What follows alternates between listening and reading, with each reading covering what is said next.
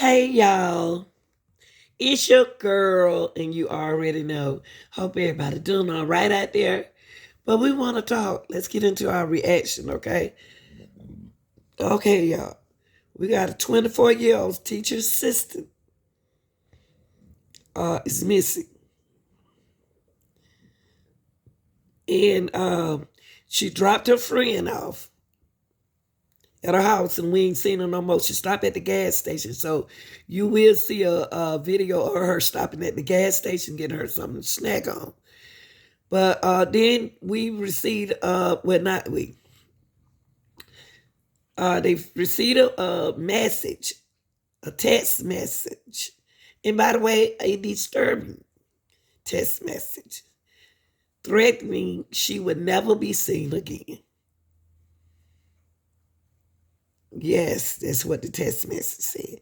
So what we got going on here? We got a young lady. She's missing after dropping a friend out. And then you get a disturbing text message that you will never be seen again. Why? All right, y'all, let's look at this video.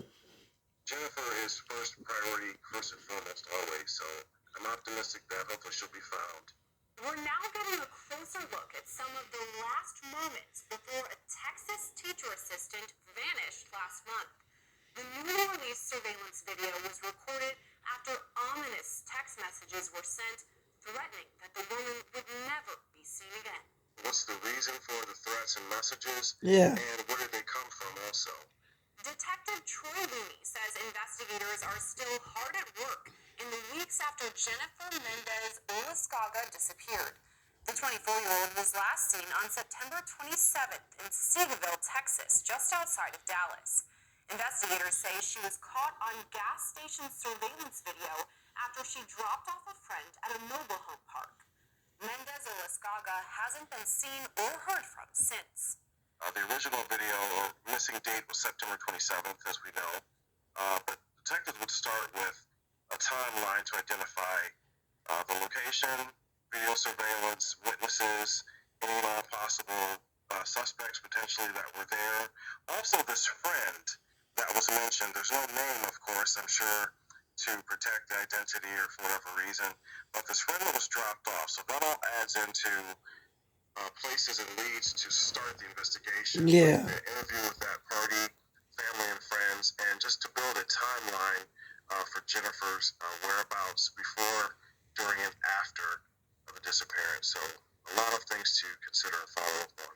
Detective Looney says a timeline leading up to Mendez Olascoaga's disappearance is crucial in this case. And weeks after her disappearance, time is of the essence. The time factor definitely plays a role, and time is always of the essence because depending upon the reason and factors involved, is this some kind of kidnapping or sex trafficking? Hopefully not. But if that is the case, obviously, the sooner we can locate Jennifer, the better. Sooner we can get details and maybe some of their forensic data back to track and trace whereabouts and identify parties involved. It just helps Where's she from? Where her mom? And identifying what took place. All the questions of when, how, where, why, and what was going on. So, of course, her safety first. Finding her alive. Talk to the school. Monumental. I mean, that's a huge part of everything, obviously. So, time is always of the essence in every case, but especially missing persons. What we know right now is that Mendez Olascoaga dropped off a friend at the Creekside Mobile Home Park on Wednesday, September 27th. Okay. After that, she stopped at a Quick Trip gas station at about 8:30 p.m. The security video of that stop was released just this week. Looney says the recording could hold vital information in the missing persons search. We see Jennifer inside the store shopping, traveling back and forth to the gas pumps and putting gas in the car. There are also some other potential persons of interest and or witnesses that were present. There's a gentleman inside the store in a blue shirt. Yeah, he watching He walks out to a vehicle, moves a white vehicle. Some other vehicles pulled in and out of the location. There's a pickup truck as well. Not just kind of hard to determine the color based upon the surveillance video because it differentiates with the shade or time of day and nighttime. I believe this was the evening hour, so it's hard to tell the exact color of the vehicle, but potentially license plates. Identifying and locating those parties that were present, interviewing them, and maybe even tracking their devices or That man was communications looking at her potentially they could have had strange. with her. Video shows Mendez Olascoaga's See? vehicle pull into the gas station at 8:34 p.m. She parks at a gas pump before walking to the store. Once inside, Mendez Olascoaga can be seen in the back of the store, seemingly filling up a fountain drink. She then gets a lid and straw for the drink before walking back outside. Next, she heads to the passenger side of her car and can be seen filling it up with gas. By 8:44 p.m., just 10 minutes after she arrived, Mendez Olascoaga is back inside her car. She pulls away from the pump 1 minute later, and by 8:47 p.m., she's left the gas station altogether. Detective Looney says investigators with extensive training will be the ones to comb through this video. Training is a huge factor, and it actually is very helpful with the experience also. We want to look for different clues, of course, just as a journalist. You may see something that we It may seems not like see, she don't have and nowhere to vice versa. stay. So it's a collective effort, right? So what I noticed from the video, the parties that were there, I would also backtrack not just to the time that she entered, but earlier through that entire day, Yeah. and during and after, what was taking place. Was the clerk interviewed or parties in the store? Is there someone there that we did not potentially see? Maybe someone could have been in the restroom or an adjacent business close to or across from that location. So potential other surveillance cameras, traffic cameras, and so forth. And again, systems involved with the investigation that the police may not readily disclose, but that's again for the integrity. So there could be some tracking capabilities as far as again devices. And that man looked at her. Information. Is there a Wi-Fi router at that convenience store where they could maybe tap into the IP addresses and MAC addresses that have pinged to the? What about her Wi-Fi social routers? media? So a lot of things to consider. Yeah. Of course, there's always, you have more than one set of eyes on the video to get different determinations or angles. Since leaving the gas station, Mendez Olascoaga has not been seen or heard from. Her family found her abandoned vehicle the following day with her wallet inside. What? The wallet being left. Is that intentionally, or it doesn't appear to be a robbery, or maybe a robbery, but that could have been done intentionally. So it just depends. She left her wallet? The reasons that can be identified.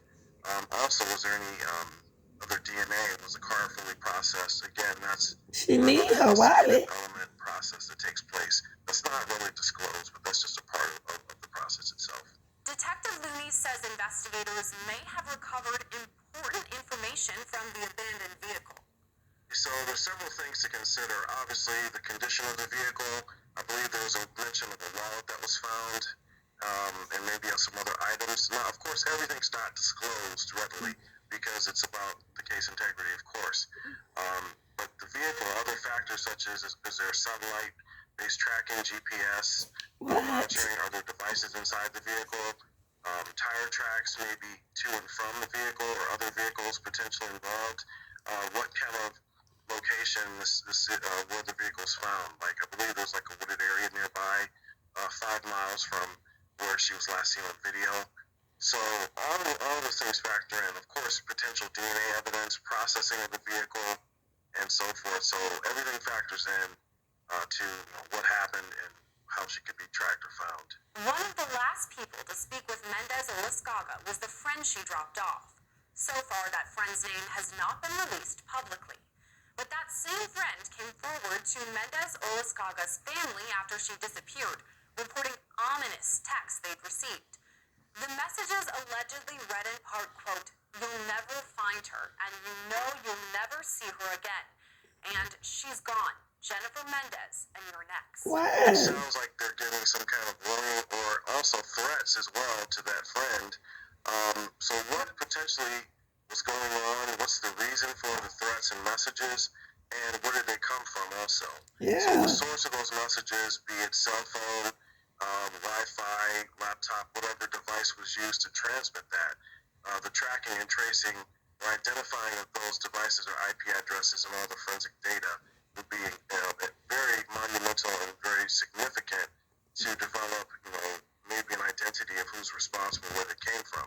Also, talking with a friend, the interview with a friend would be crucial because there's obviously some reason potentially for the text, or maybe something else that could have happened, previous incidents, previous conflicts, what kind of conflict was taking place, or what was going on in their lives to create the situation or the reason for this happening. Texas officials confirmed Mendez Olascoaga is a teacher assistant in the Dallas Independent School District. Detective Looney says fellow teachers and even students could be interviewed about her disappearance. What you should do in an investigation is look at the lifestyle, the place of work, family, friends, neighbors, relatives, of course the place last seen, but definitely the mobile home park and the school, because there could have been other incidents or prior incidents. Again, we're trying to determine what happened and why and who's responsible. So of course that would be part of the investigative process, to interview students, colleagues, again, family, friends, to determine, were there other reports, were there other incidents that took place prior to this? What is the history like and timeline of her lifestyle and her friend's lifestyle? That would maybe create the situation. So, again, the interview with a friend is crucial. And where were they prior to being dropped off, or where they're coming from? Were they potentially, did they agree to meet someone? Or was Jennifer going to meet someone after dropping that friend off? So a lot of things still under investigation, obviously.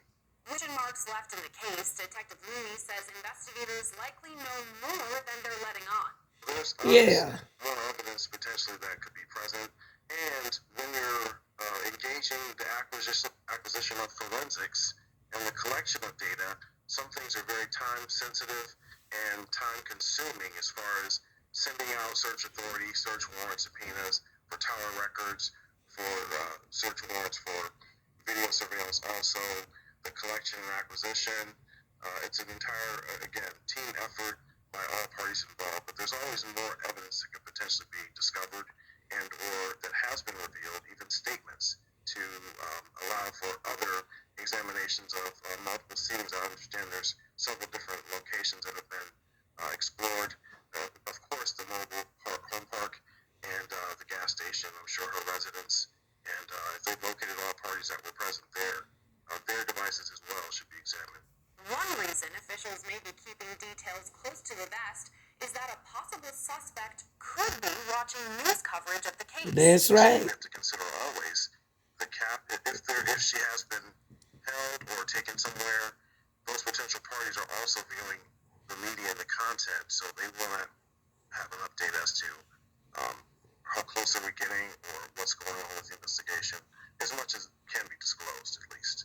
Though weeks removed from Mendez Olascoaga's initial disappearance, Detective Looney still has hope for a positive ending to her case. I always look for, everything being relevant, and obviously with the investigative efforts, we don't know the full scope of what they've uncovered or what they have to still yet determine.